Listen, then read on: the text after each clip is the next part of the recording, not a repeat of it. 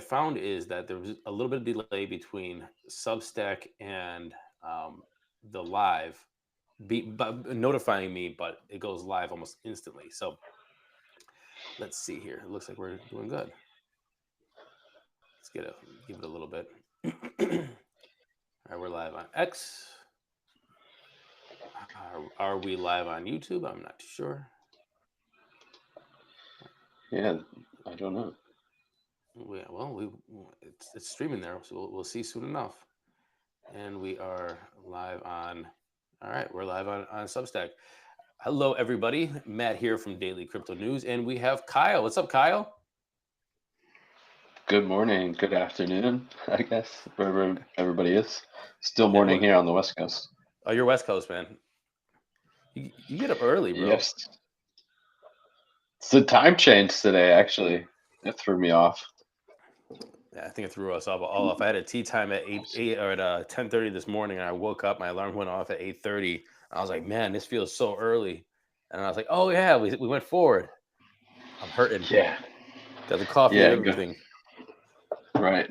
Still drinking coffee at this hour. But excited. It's Sunday. It's a good day here. Absolutely. So this was a busy week. We're gonna get straight into it, and without a little bit of fluff. A lot of people didn't like our talk last week about hotel rooms and too much conference talk. So we're gonna go straight into the news. You know what? I don't care what they liked or not. I liked it, and I know Kyle, you liked it too. So it doesn't matter. But today we're going to talk about the strategic Bitcoin reserve. Obviously, that is the biggest news of the day. We also are going to talk about CZ. CZ has made some comments about what to do about long-term crypto investments and ethical long-term crypto investment. We're also going to go into a lot of listener questions today because we had a lot of good ones. And honestly, this past week, listeners have been reaching out to us quite a bit. You can go reach out to us at dailycryptonews.net. You can go find us on Spotify, Daily Crypto News. In every episode, you can leave questions or comments. I'm going to reply to all of them. And if I don't reply to them, that means I'm saving them for the show or a live stream. And you can also email both of us at matt@dailycryptonews.net or kyle@dailycryptonews.net. We should start at the top, sir. I'm going to start at the Let's top. do I'm it. going to just break it down for everybody really quick. This is what came out last week.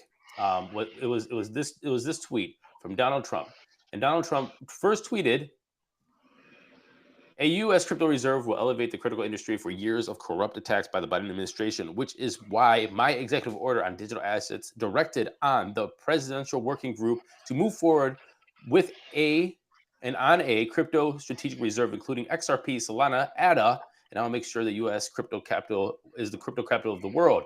We are making America great again." There's something missing from that, Kyle. What's missing from that? Bitcoin. So an hour later, our good old buddy, Mr. Donald Trump, then finally tweets Bitcoin and said, oh, my bad, y'all. And obviously, Bitcoin and Ethereum. I love Bitcoin and Ethereum. Well, Kyle, you want to take it from there and walk us through the days after that? Um, my first instinct was always that he meant those Bitcoin and Ethereum like automatically in that Mm-hmm. tweet, and then had to come back and like clarify. Mm-hmm. Because people take those tweets as like edicts, as like direct public orders, and so um, yeah, I mean it just said includes, but it's a bad way to lead with those three versus Bitcoin and Ethereum if you're going to choose out of the group. Um, I have my qualms with all three of those Bitcoin, or sorry, not Bitcoin, but at least Cardano, Ripple, and Solana. Um, I don't think it's super smart to have them as a part of a Bitcoin reserve. Um, Even though they are like the quote unquote five most valuable tokens, I guess, per market cap. I don't necessarily think that means like the greatest store of value. Um, at this point in the market, it means they're the most stable. But in crypto, things have come and gone, and Yeah, I don't know. It's hard to to start diving into the weeds here, but Yeah, no yeah. worries. I agree with you. I think it's interesting that they led with them, but that kind of goes with to our conversation and what we're actually going to be talking about is leaving. First of all, the president leaving out Bitcoin and Ethereum in that tweet. It kind of shows you one thing, and I think that goes to what we're going to really talk about today. The strategic Bitcoin crypto reserve or stock, or sorry, Bitcoin reserve stockpile was announced. It wasn't what everybody thought it was going to be. It was saying, hey, we are going to not sell the Bitcoin that we have. And David Sachs and Trump came on to the on media's, if you want to talk about socials or traditional, and said, hey, we're just not going to sell the Bitcoins. And if we didn't sell previous Bitcoins, we would have about $7 billion in our treasury right now, instead of selling it for whatever it was, $400 million back in the day, or whatever they sold it for. And Mark Cuban is one of those guys that got some of that Bitcoin, and he's pretty stoked about that. Um, so a lot of people got rich by buying cheap Bitcoin from the government on auction years and years ago, but the government didn't. One of the questions and one of the things that I want to talk to you about, Kyle, is first of all, the number went down because they did not mention that the United States will buy more Bitcoin. They just said, "Hey, we're just going to keep what we have," which is great. But people really wanted them to pump their bags and say stuff like, "Oh, no capital gains taxes on Bitcoin," or "We're going to start pumping bags and buy Solana and XRP." They didn't say any of that. But one thing I do want to ask you about, because I think this is a um, ethical concern, and I know that me and you love to talk about ethical concerns as in our private lives when we talk to each other. The Bitcoin strategic Bitcoin reserve uh, is from civil asset forfeiture. So basically, this Bitcoin was acquired by people doing illegal things. They found this Bitcoin, and now it's part of these assets that they seize through criminal forfeiture proceedings and civil forfeiture and so on and so forth. And so my question to you is I don't know if I like this incentive. Now let me just frame it for everybody and how this usually works in most Western countries. Now I'm not going to say if you're in certain countries, they'll just take your stuff and then they'll, you'll see the cops driving around in your car like next week, and there's nothing you can do about it. They're the cops and you're not. But in the U.S., Hmm. Germany, I know, and in other countries, uh, you have to, if you have assets, you have to sell them in a certain amount of time, or if they're not part of a criminal proceeding, or if they're not part of evidence, you either sell the assets or destroy the assets. And now it looks like there is incentive for the government, if they're seizing a cryptocurrency or say a Bitcoin, to keep it because number might go up. And I'm worried about the incentive here behind this. By not selling this Bitcoin on auction means the government could capitalize off of these proceedings. Now, again, the government, and you always have to worry about like the finagling of the government and what are they going to do on the back end? Are they, stopping somebody at a stoplight and putting some crack on their seat and saying, "Hey, you've been smoking crack. We're going to arrest you." Planting a gun on them. We know how that works. Next, you know, your assets are seized and they're rolling your Lambo. I don't know if I like this way of going about it. What do you think about this? Yeah, I mean the idea of uh, the government not going directly to uh, the competitive market and buying Bitcoin and going ahead and starting this reserve with, as you put it, assets seized from civil forfeiture and criminal proceedings. Um, yeah, I mean, I can understand how that's like how that's unethical. It's not how things have done in the past. So, um, you know, following and streamlining through kind of if there's a version or some way of calling something a Trump doctrine, it's in a lot of ways doing things that haven't been done before, or like trying to at least. Um, and so yeah, this is something that is something that's new. Your point there about incentivization from the government being able and incentivizing. Um, yeah, I mean, it'll be interesting because the SEC has been under the Trump administration had been given like a new task force. There is stuff where like the IRS is being gutted or attempted to be gutted by the Trump. But yeah, I see your point in like incentivization, like long term. If you know Trump's not going to hopefully be around in the government for so long, maybe he could pull a. It'd be interesting if he did like a John Quincy Adams and just went and became like a senator or some shit. But uh, yeah, like doing this incentivization thing is interesting because yeah, long term, like thinking about it, like the government's just going to want to have more Bitcoin. Um, if you think about the world being digitalized, um, but I'm not somebody who thinks that Bitcoin should be the world currency. Um, I think the world's too big in a lot of ways, and people transact in a myriad of different ways on various different ways. Like, I definitely don't think like fishermen down at the docks need to be using Bitcoin to transact, or like, um, yeah, a lot of daily quotidian type things. So yeah.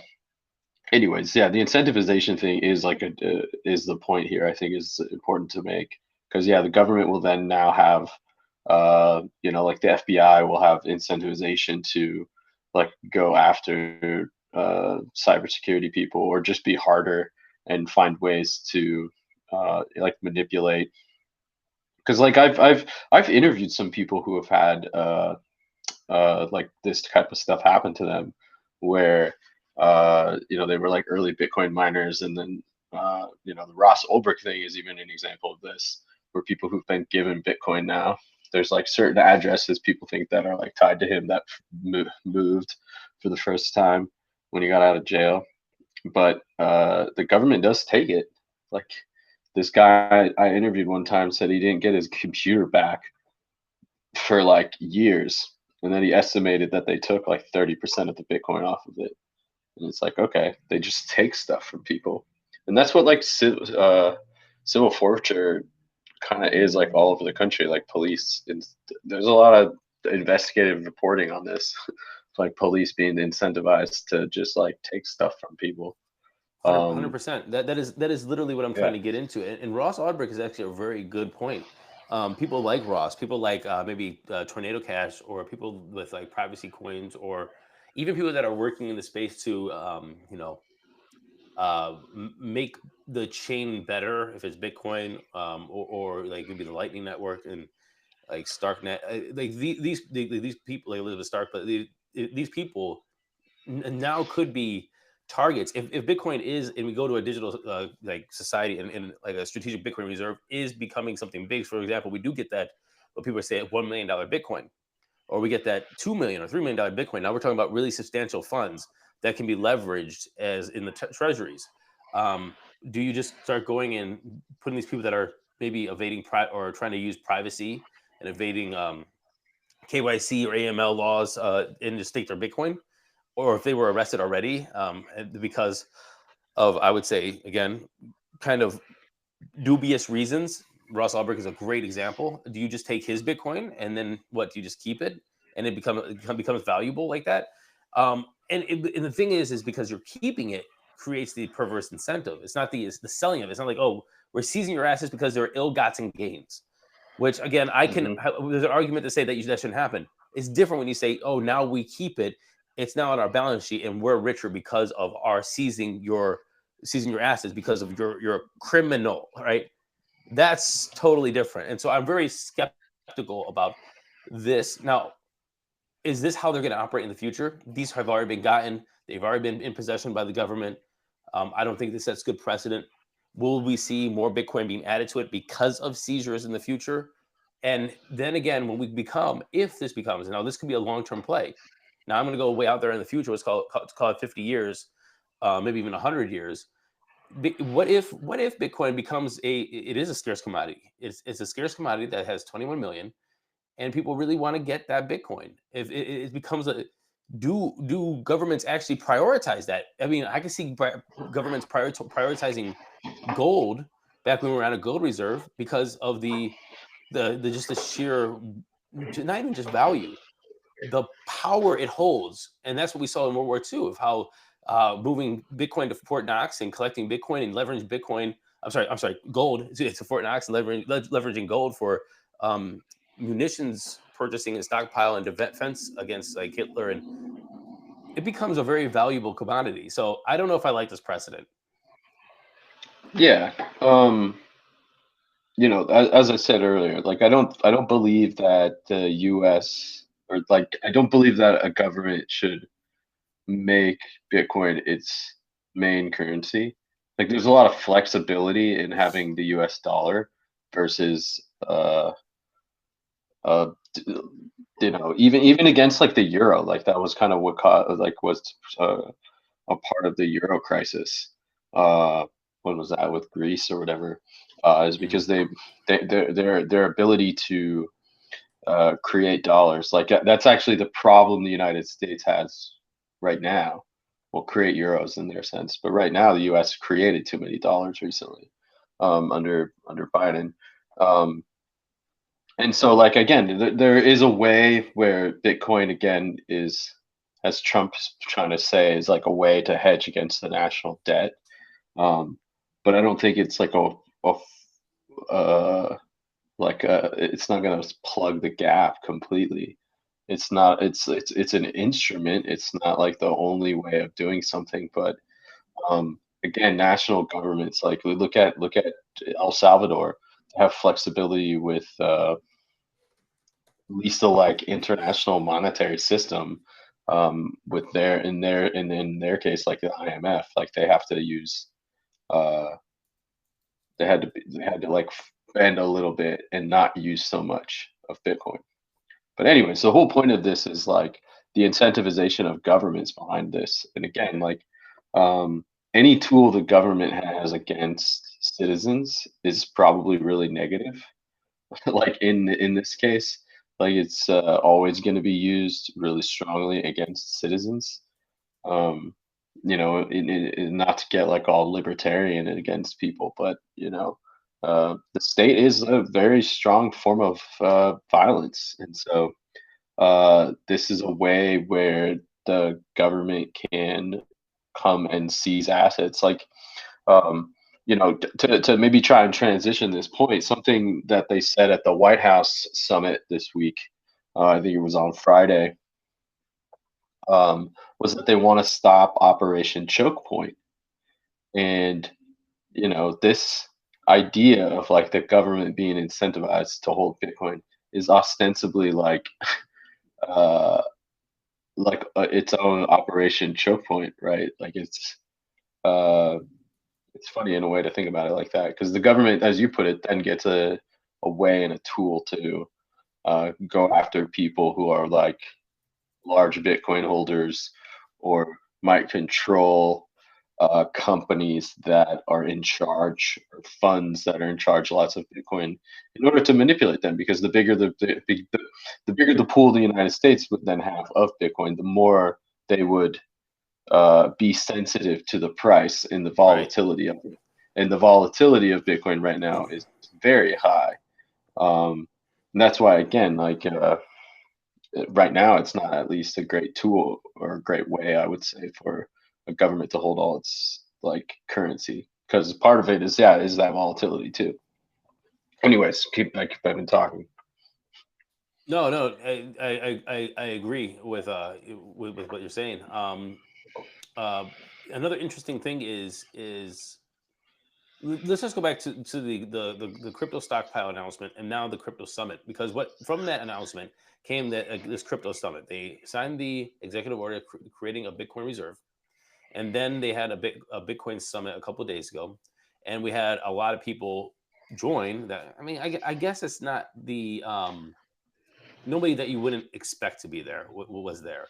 I mean, for example, Tom Emmer, you said all like Brad Garlinghouse of CEO of Ripple. We had the Winklevi. We have, Michael Saylor. Obviously, we saw the videos of him taking pictures of everybody in the room because he was fanboying apparently. We had Brian Armstrong sitting next to Michael Saylor. I don't know who isn't sitting next to Saylor as well on the other side. Do you remember? Oh, I don't know. I saw plenty of the photos. So Yeah, I can't remember who was there, but anyway, you had everybody that you would expect to be there to be was there at this summit. you see that they're working together. But I think the interesting thing is, and one thing that we also, and one thing you saw heard on the All In podcast this week as well, is the attendees were all major donors of Trump, and they were all there to push through crypto as a and protect their businesses. And so we're coming into a point where is this becoming some sort of like pay to play, some sort of like campaign finance, gray shady area, and then how much is this going to legitimize or delegitimize the industry? Now, this is always one of those things that you have to ask. If you see people who have donated to your campaign now have a summit in a executive order that we never thought would happen before under Biden, now happening, which is a good thing in my opinion, a positive thing. Yet, if you see it all because these people donated to your campaign, now we're looking at how much validity does this thing have? Are they doing it because of the validity of the industry, of what's being built, of the assets, or is it because hey, I donated a lot to your campaign, so therefore I owe you one? Here, so we're gonna allow you guys to have a Bitcoin reserve. We're not spending any money, but we can keep whatever we have, and you guys can sit in a room with me and say that we're working on these things. Like, so what was your take of all this? Because I call that we are in an area of non-transparent campaign finance, greasy palm, donation money, kind of like lobbying for my things. And one last thing I want to say is on the show, the Daily Show, everybody listens to. Um, I've been saying if you want to be not financial advice, if you want to hedge against the future, make sure you're into the coins that you see the people in those rooms, the people who donated, the people who are talking, the people that you're hearing about. If they're going to be associated with the Trump campaign, and we see that Garlinghouse was there, Armstrong was there, the Winklevi, Anatoly Yakovenko was. I don't know if he was there or not, but David Sachs is very much I connected. understood that Anatoly from Solana was there. Oh, he was. Oh, so Alan Tully was there, and David Sachs and Solana go way back with Craft Ventures being investors. So it's like you're seeing insider baseball there. No. Yeah, 100%. You know, it I don't think it's necessarily a reflection of uh so much of like a negativity on the industry itself, and more so a reflection on the government being, and in this case with Trump, like way more overly just more out in the open about, and more brazen, I guess, and how they uh, will work with people in this type of kind of pay to play. You know, if you donated with me, that means you get a seat at the table. Um, it doesn't. I don't know what that necessarily means for the strength of our democracy, but you're right in saying that it puts these projects in a position of uh, more or less power, right? Because they'll be able to start directing, and dictating how policy functions. You know, and this is one of the previous things about FTX, and why in some ways it's really positive to see a lot of names and a lot of people included here, because um, and a name that's not included on the little list of people I shared with you, just here in our notes, was CZ from Binance. Apparently, he was invited and may have been at the dinner or something like that as well. So again, it's like it's all these similar folks who previously, like FTX and SBF. This is why, like, the talking point of him being on Tucker Carlson. It's like, get this fucking guy off the screen. He wanted to shut everybody out of these conversations. Um, you know, and so it's really positive to see at least a like colorful look at the crypto world. You know, I would say the like DeFi representation isn't super strong, but there's a variety of exchanges. There's a couple kind of fintech projects in there, like Robinhood. there's some politicians who are interested. There are some strong funds like Paradigm and MicroStrategy, Sailor, obviously, Multicoin with Kyle Samani. Uh, so again, there's a colorful kind of palette of like people who work in the industry there. Obviously, there's these types of people um, would be at the table every time. But I saw a great tweet the other day, which was like, I don't, I don't think there's a single woman that was invited. There are a lot of strong women in the space. Kathy Wood, uh, longtime Bitcoin supporter. Um, Caitlin Long. yeah, Kristen Smith from I think Blockchain Association. Caitlin Long was invited, but she didn't go. Okay, but again, like the overall point is that it has been very male dominated, and there are women in positions of power in this industry who should rightly have a seat at that table. So that is something of note. Um, Yeah, yeah, I agree with that. I do know Caitlin Long. I think Caitlin Long was invited. Um, I kind of I do want to go down that. I think it's valid to go down that rabbit hole, but I also don't want to go too deep down the rabbit hole of like inclusivity in that way. This yeah, is a I very don't I male don't think dominated so, but space. I do think there's people on their merit who should just be there. I Like I, I 100% way, agree. way more than Kyle Samani, that guy. That's probably to me the name where I'm just like that guy shouldn't fucking be there. Yeah, he's a I big. mean, I would say He's a Isaiah Jackson too. Or what did he say? What did he write? Bitcoin Black America. Yeah, right. So there are people who have their merit in question to be attending this. They obviously may True. have been big donors. Like, what does the Intercept say that Kyle Samani donated? I think it was like 100,000 dollars, and then like $80,000 somewhere else. Anyways, he was a And donor. that's my exact point that I want to make is that this is the date. Crypto, look, crypto, Web3, decentralized ideas, technology, privacy, ownership 300K. our ownership are all valid industries and ideas to very much appreciate for merit based and merit alone. And so what we see here is we see a pay to play, like you said, coming in here, which I personally do think invalidates or kind of tarnishes the industry. And I mean that because there are people who already dislike the industry because of the meme coins, because of the NFTs, because of the Beanie Baby kind of ideas of it, and that's where they go. It's like, oh, this is Beanie Babies and whatever, and without understanding that the levels and the depths of what's being worked on, and which is a shame. And you're not going to be able to talk to these people. These people are like the Rachel Maddows. These people are the crystal balls on from Breaking Points. These people are out there. Yeah. They're very popular, and they're going to just mouth off bullshit about the industry as a whole, as though everything is a Beanie Baby, and it's honestly disingenuous and dishonest. However, it's almost hard to make a case now that says, hey, again, you have a bunch of crypto bros in no, like, again, you said, no women, I don't like you that are now like hanging out with Trump because they're donors, and you have a industry that is also playing both sides of the field and have been, that they don't care who your loyalty is. They'll put $1 million into Kamala and $1 million into Trump, and whoever wins, that's my boy.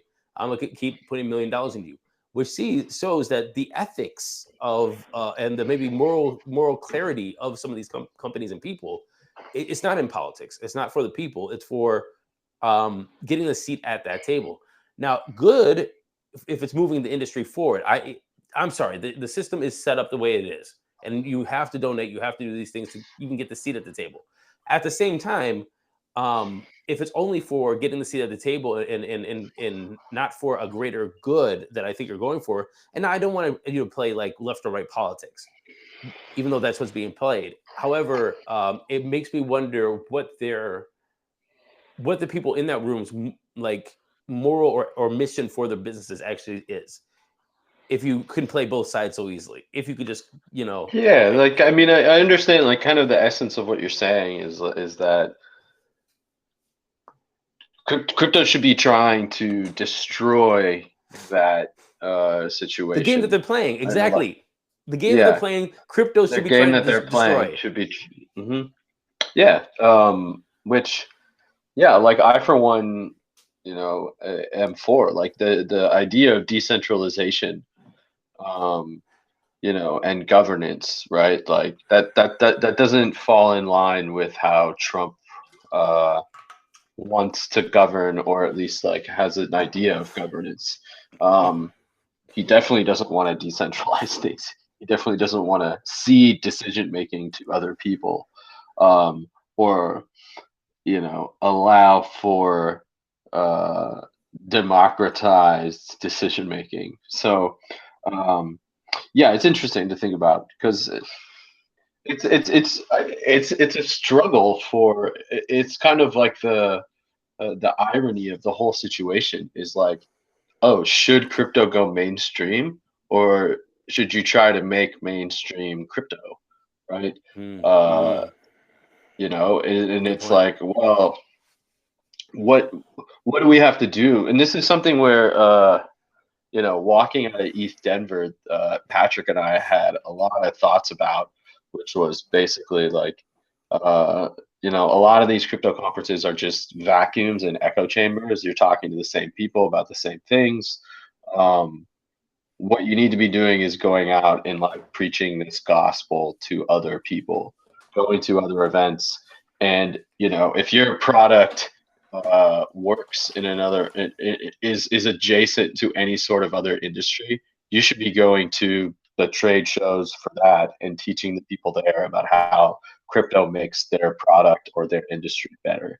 So this was falling out in line from DPIN, seeing all these DPIN projects. Like if you're a solar panel project that is improved with blockchain and data and AI, and go to solar panel conferences. Don't be going. Well, maybe go to one or two crypto ones, but like be on the front foot of going out to the non-crypto world, because That's that's a what's important. that's a good transition when you're talking about going to solar powders. Talk about DPIN. Here's a question from Nick. Nick says, here's a crypto related question. How will Web3 and crypto be interconnected moving forward? Are domains on blockchain going to be a thing that catches on, or is it just a fad? Recently, Litecoin.ltc Litecoin domains became available and also worked out with wallets. After buying a couple, I had to stop myself because at the end of the day, I don't know what to do with them. Can you answer that question? When you're talking about DeepIn, when you're talking about solar and whatever, how will Web3 and crypto be interconnected? How do you feel? And is there anything that you can do with it right now, like the .eth, .ltc, whatever domains that people buy? Yeah. So to like uh, maybe go as far forward as I can with this, and then try and unpack it, right? Because Balaji, you know him, Balaji Srinivasan has some like great podcasts, some probably great YouTube videos you could find where he's talking about this idea, and it's this idea of what a .sol, .sol, .eth, .eth, .btc, .ltc. Like unstoppable domains is a Right. DApp that kind of uses this. You can create your own names. ENS, Ethereum Name Service. So, anyways, what this is like where Balaji goes with it. He goes is like, well, where is the name derived? Like, how do you get a name? And like, what your name is, and this kind of falls into what we were just talking about with like states and stuff. What state power is what is your name? Well, a lot of names can come from like way back when governments needed to conscript people and put them into an army, and then be able to, or at least count people in town so that when they needed to go to war, they knew how many people they had available, um, in order to do that. And so your name, like even a modern name of like your name on paper, like your name on your birth certificate from the state of Texas or the state of California or wherever the hell you're from, or Peru or wherever, China. That's the government saying this is your name and validating who you are. Where this idea of the network state, apology, is like pushing forward is like you could create your own identity based on a .sol or a .eth, where then what you're doing is you're like declaring allegiance to those values, to the like network state of Litecoin or the network state of Ethereum, where then what you're saying is that I am like pursuing this sort of value, these sort of digital values, in that the digital values of this product or of this like digital asset are like how I pursue and like act online. So yeah, it's so the idea of like whether or not a .ltc has value right now, um, I don't know. It's all based on like how you value the .ltc ecosystem. I think, and I forget what like the other part of the question there was is, but like I do think that in the future there is this idea of like creating an idea, um, yeah, like having your own domain associated with yourself. So like I don't know, what if you were there's already like parts of this where like people put like microchips in themselves though, and then like buzz into stuff. But imagine there's that with blockchain. Like I don't know, it's like it starts to get into the degrees of like how you want to digitize your life. Because then it's like, okay, imagine if you had uh like that project Step In, where it was like counting your steps on Solana. And there's Right. like this idea of like move to earn. And so what if they started to start like putting all of this data on blockchain? Like all if you had like a smart Apple Watch on blockchain and then started doing all of that and it was Well, wasn't the associated stuff in with data a on, like the stuff in data was on blockchain though. It was on Solana, no? yeah. But so this is my point. It's like, okay, well, so what is a .ltc? Well, okay, so then what type of like data are you going to want to use and like build for this type of identity domain? You could probably use this in a lot of different ways. I'm not too sure, but this is just like where I think the idea can grow and where it can go. Hmm. Hmm. Yeah, so I mean that's a really good point about stepping. So like, so my answer to you, Nick, is there is a lot of stuff that is kind of like Web3 adjacent as of right now.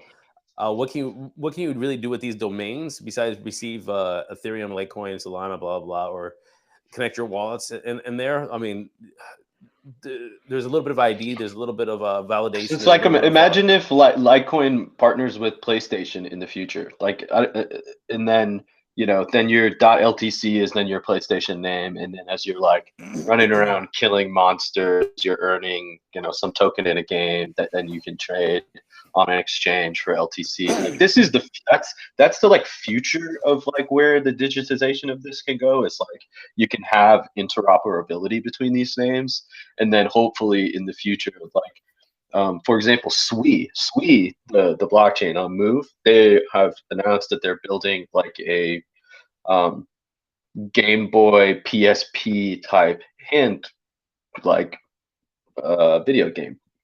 Uh, and so in the future, like you could be earning tokens, running around doing that on the blockchain. You could be doing it offline, and then when you like go online, it like registers, or like I'm sure there's ways to do it. Or if you could always be on Wi-Fi, something like that. sure. That's the future, Well, right? what I guess I'm trying to say is that Web3 is already here, and just because it's not using an LTCA.eth.sol or whatever, it doesn't mean that Hmm. the fundamentals are already not being used. It's a more of like an Internet of Things Web3 blockchain slash real life bridged with oracles, yada yada. All of this is actually built already, and I think that a lot of people do, and I think we're getting to the point where these things are coming out where they're becoming sort of like the pseudo mainstream. I think Steppen was one of them, where people don't realize that that is Web3. They're using Hmm. Web3 already. When you're using, say, I think OpenSea, that is Web3. It might be a clunky version of Web3 that it's not as seamless as a lot of people want it to be, but I would still call that early Web3 because it's Web2 with crypto interface, with digitization of digital assets that are non fungible. Like this is all like what we're talking about, even if you want to go Hmm. into like more of an Internet of Things sort of idea of it. And so Nick, my answer to you is, and you heard Kyle's, my answer to you is, it's already there. Just because you don't use .ltc doesn't mean that Web3 isn't there. And honestly, we didn't know what Web2 was until we started talking about Web3, because we were so used to Web2, and some of us were born into the middle of Web2, and we didn't even actually understand what was going on. It was just what was happening. And I think that that's what's kind of Yeah. happening with Web3. It's just like Or if it's you're building there. a bit, if you build a business on and you accept Litecoin, right? Or you accept uh, assets on the Litecoin network, you could just make your business name .ltc, and then if somebody wants to send you Litecoin, you just give them that. That's a very simplistic version of that. It's like working in Web3 and like sending some payments to people. Sometimes some people's stuff is just their like actual Twitter name .eth, and it's like, oh wow, this is convenient. Moving on to a next listener question. This is how I feel today. By the way, why is everybody giving us so much time to buy the bottom? Um, the markets are trash right now, so I prefer not to talk with them. But since the markets are trash, they're not really trash, but they're trash. Oh so OSSO wrote in and said, and this is one of my favorite questions, because I answered it in depth a couple weeks back, but somebody asked it again. He's like, I've been listening to quite a number of podcasts for a while now, but I keep returning to yours. Thank you for the hard work. I have a question. What generally can you say about investing in crypto based on age and demographics? This is something you mentioned a short while back. I would love to hear your opinion, both in general and nuance as well, on investing based on both income, net worth, and age. Many thanks. And I love this question. This might be a little bit hard to unpack in the next 18 minutes, but I'm gonna try to do it. And then Kyle, I want your opinion. Um, so one thing I wish I knew when I was say about 25, 20, maybe even 23, is that time is a very good benefit for a lot of things. And being young, you can do two things. Number one, when you're young, you always take risks. And everybody's like, oh, I don't know, I don't want to take risks. No, everything when you're young is risk, because you're poor. So if you want to go move somewhere and you go to school, it's a risk because you're poor. If you're dating this new person and it doesn't work out, it sucks because you're young and you don't have the experience. It's like everything is a risk when you're young, in my opinion. If you want to go travel, it's something new. It's a risk. And so when you're young, you're taking risks. So take risks. Always take risks. It's easy to take risks, and understand what you're doing is always a risk. So it take more risks. Takes more risks to start a business and all those other things. That's one thing I wish I always knew. I've always been really good at money, saving money, having enough money. I've never had emergencies. Even if I made no money, I always had money on the side. So I would say always take risks, and also with those risks, always budget yourself an income that you can invest into different things. So look, investing something like, let's just call, I did this study like a while back, for somebody else who asked this question. He's like, is it too late to buy Bitcoin and have big gains? It's already $100,000. I'm like, bro, you're 20 years old. If you put $50 in Bitcoin, for the next 20 years, let's say you get to my age, right? You get to my age, and in 20 years, and you put $50 away into that. Just look at the compound. How much Bitcoin will you have? How much do you think Bitcoin could be worth in 20 years? Let's just call it. Let's just say it hits that $500,000 mark. Let's just say it hits that $1 million mark, and you accumulated one or two or three Bitcoin throughout that time of just playing with that long game. You're going to be the only 40-year-old that's able to retire. You're going to be the only 40-year-old that has their house paid off, their car paid off. You might have two kids and a family. As long as you keep that 20-year time frame of, I'm going to wait 20 years to get that payoff. And if you have $2 or $3 or $4 million in the bank, no, you're not going to be that person that's like 50 million, 100 million buying Lambos and have like a house on the beach. But trust me, if you have a couple million in the bank, you're better than 95% of the people and everybody at your age, and probably 100% of the people at your age. So my opinion to you is that, one, continue to take risks. Make sure that you understand you can build the life that you want. so you don't have to be beholden to a boss or an office or a 9 to 5 job. Everything that you're doing right now is a risk if you're young. So just take more that actually moves you in the way that you want to live the life you want to live, and play the long game, and understand that 40 years old is not old.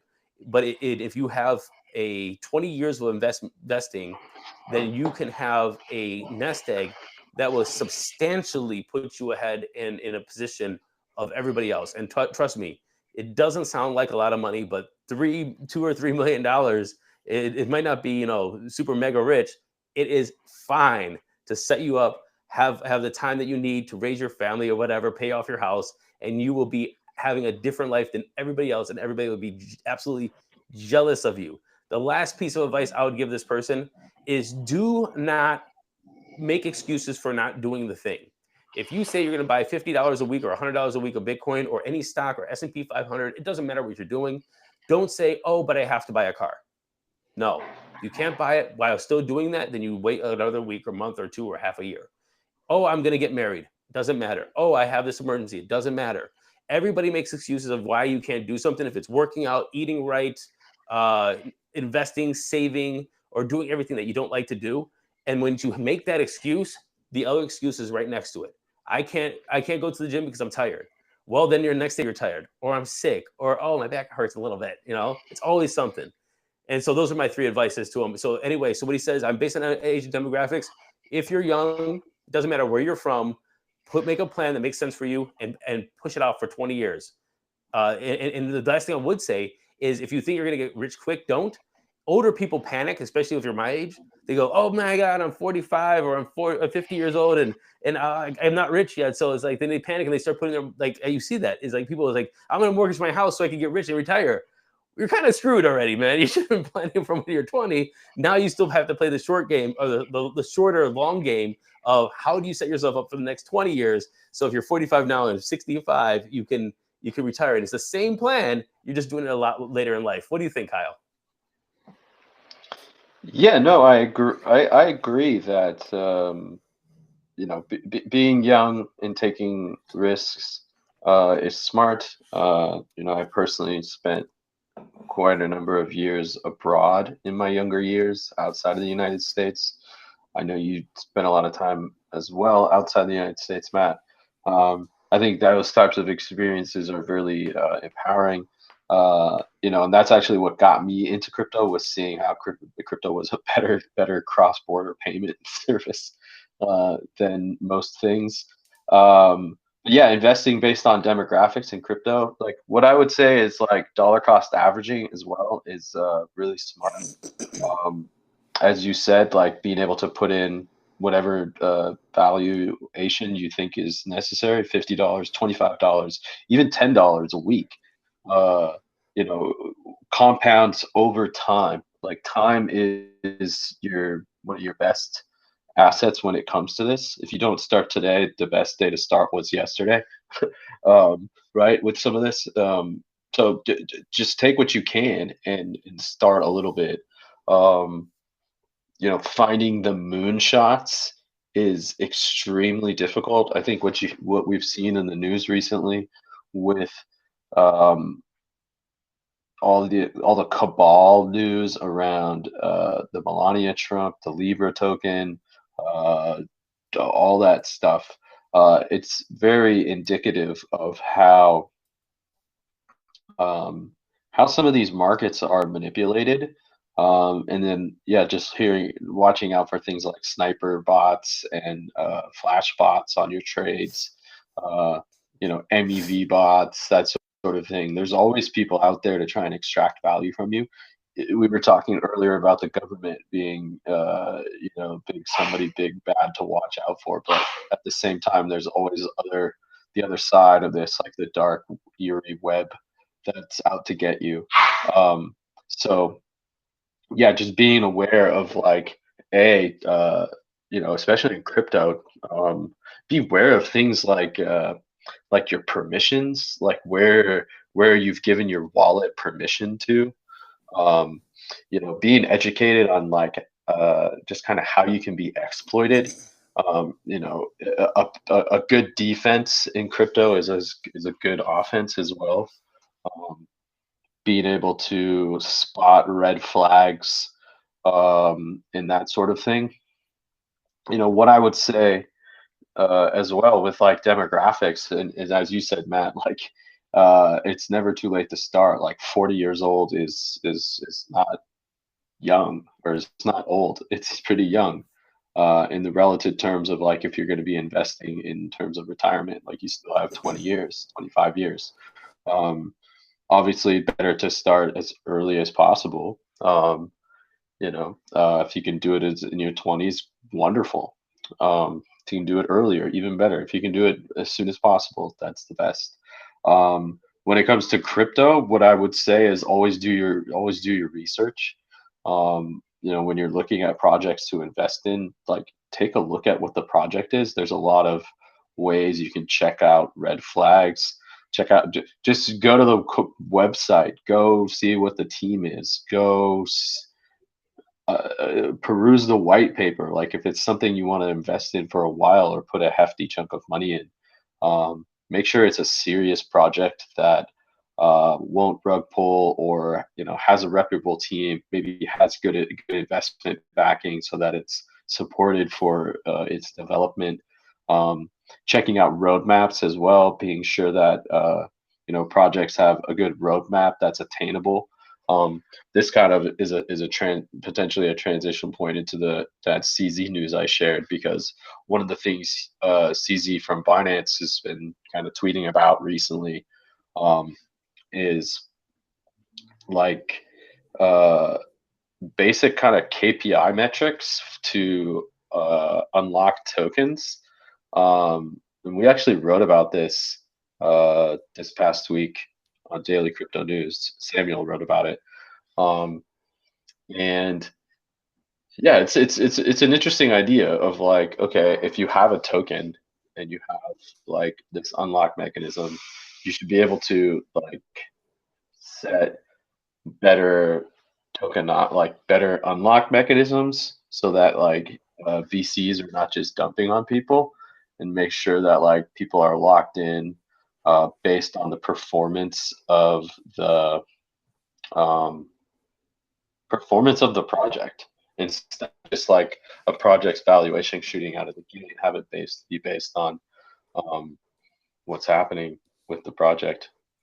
So it's it's about being more ethical with the token launches. Yeah. No, so I agree. I want to add my caveat with that, to looking at investments. I don't trust. I said this on the show. I don't trust any of these new companies. If you haven't, honestly, if you haven't been there for about 5 years at this point, and I don't care your market cap. Everyone wants to get on the early new cap, and you could get a moonshot. But the real fact of the matter is I like to see a team that's been working and has been sticking around. One thing I have said multiple times, I really respect the team at XYO, is because I've seen them start a company, almost fail in the company, get blow up and get a lot of market cap, and then go right back down, have to lay off people, move offices, downsize, and Kyle left, downsize, and then come back and continue to be there.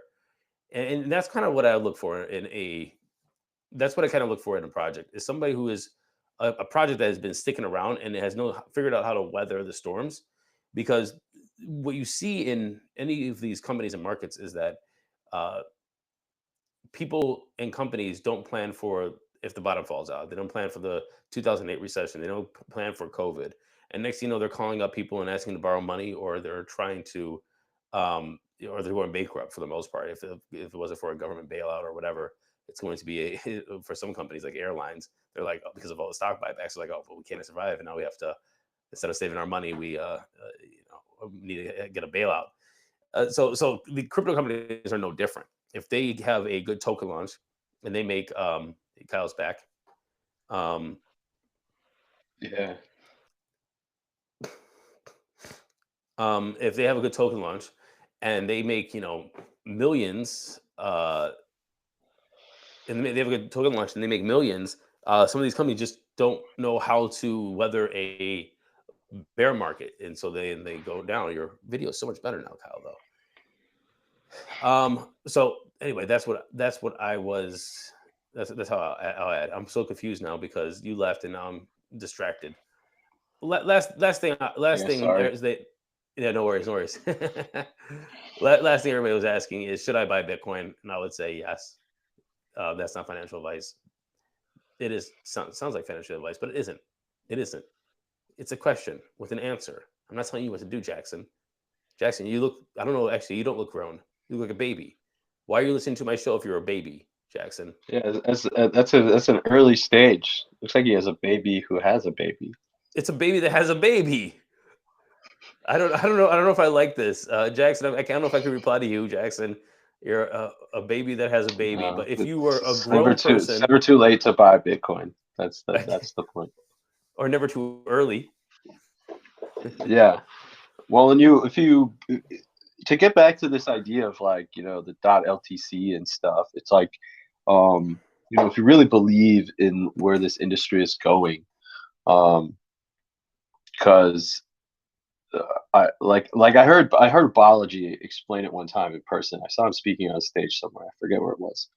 Um, and right, like I I have a strong passion for the Catalan uh, independence movement. It's something I've studied, and just like understanding it. They're a group in Spain it's a region of Spain that a lot of people there speak a different language. They kind of want to be their own country. They've had independence movements, um, but there's a subset of that independence movement that believes it would be possible to like buy land in, say, like Guatemala, somewhere outside of Europe, and start a like new Catalonia. And it's this idea that Balaji took, and he cited it like in this speech that I was watching, where he was like, imagine a place, and this is like what the Bitcoin Island is. This is like what they're trying to do in like I think it's the nation state of Tuvalu or Marshall Islands, DAO, stuff like that. Um, where like by going there, you could create your own identity. If you went to the Bitcoin Satoshi Island, you could then be declare like, I'm now Matt.btc, or I'm now, instead of Kyle, I'm Kile.btc, and I take on this new identity and I declare myself to these new values of like digital ownership and decentralization and proof of work, you know uh, that sort of thing. So there's a like distillation of this idea that comes to like, okay, where will future societies exist, and how can they like intermingle and be put together? It's interesting. I have an idea of like, I really hate, even though I like the crypto industry, just so many of these tokens or companies have went just stopped working. There are people still in the space right now that are prominent that have just abandoned tokens or projects like years ago, and they're just still there. They're still trading, and they're off doing Hmm. something else. You're like, hey, what about this other project that you've been working on? And he's like, we don't do that anymore. And it's like, I almost look at it like, if you're not investing in Bitcoin, Ethereum, or even like the top, whoever's in the top 20, if you will, and that could be, even saying that is, I would say, risky. If you think, like what you said, if you think the industry is going to a certain place, what are the some of like the building blocks or foundations of those companies that you could maybe look into invest? For example, EVs. Everybody said EVs was going to go somewhere, and then with EVs, growing, people more so, instead of investing in, say, the EV company Tesla, they invested in rare minerals, they invested in lithium, they invested in cobalt. They invested in energy production and storage, the everything that around the energy production and storage. And so I would look also into like the digital asset space. What would be the second, third, or fourth order products or supporting industries that would help that grow? It's kind of like, kind of like what you said. If the Catalonians were going to move somewhere, maybe I would be looking at real estate in Guatemala to sell them instead of investing into Cantalone right now. Well, I mean, to answer your question directly, like what to look for. I think projects that are um, building and decentralizing compute power, because I mean, this is just a main theme everywhere. As more and more AI starts to exist Like everywhere, render. you know, more than that. Like the what's his name? Austin Federa, the former comms guy from I think I spoke about this recently on here because he spoke about it at Mountain Dow, and it was about how he's just working with like a company that's like building to improve cable power, like just cables, like no cable, no, it's just legit hardware. Like make cables better, make them have more power to push more data and throughput and everything. And it's like, and undersea cables, like cables that we use to, it's like the internet, right? It's connected across the world by mostly by cables under the water, like that we put on the bottom of the ocean. Like it's still very tenuous. Like it's still like okay, and we could be updating a lot of these. That's like a whole Earth situation. Like how do we do this whole thing? But there are projects doing that like on a smaller scale, like in the deep in level too, like Aether. But as you said, like render projects, you can rent your compute power to. Because as AI again, AI is everywhere. AI is just blowing up. So that's going to be the biggest problem is how you can maintain, supplying the power for the demand of AI, Right. because that's going to power everything that we do.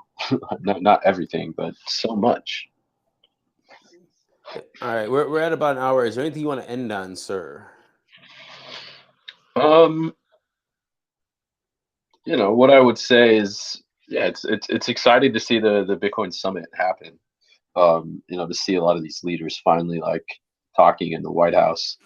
Um, uh, in some ways, regardless of who's at the helm there. But yeah, it remains to be seen how they're gonna how this is all gonna shake out. So we'll see. Yeah, I'll add on that in the crypto summit is that I am disappointed that we didn't get some bombshells because number I like number go up, but I'm not surprised, and I think that is probably healthier for the industry. I would tell everybody to keep an eye out and be vigilant about who's working with who and who's in that room. And if they're going to be in that room and they stay in good graces, then I would very, very, very seriously look at their projects because does look like a insider greasy palm sort of situation of pay to play. So read that list of who was in that room and follow them very closely. Oh yeah, and follow like who Paradigm is investing in. No, that's true. Oh, right. That's a good It's one one. of the people in Who the room. who are the investors investing in after they get out of that room? Yeah. Absolutely. Absolutely. All right, Kyle. Thanks a lot. And thanks for the 100 people that are listening after our our third week of lives, I think. So we appreciate you again. Kyle over here, Kyle at dailycryptonews.net, Matt at dailycryptonews.net.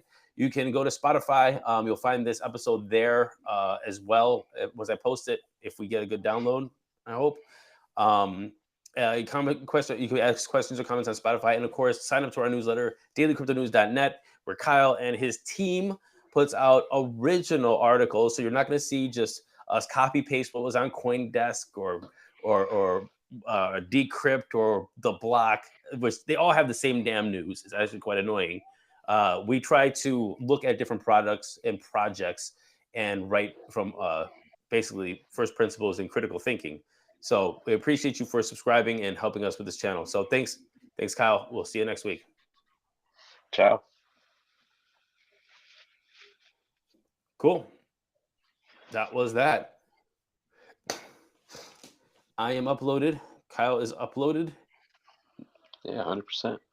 Now let's see if we get that downloaded.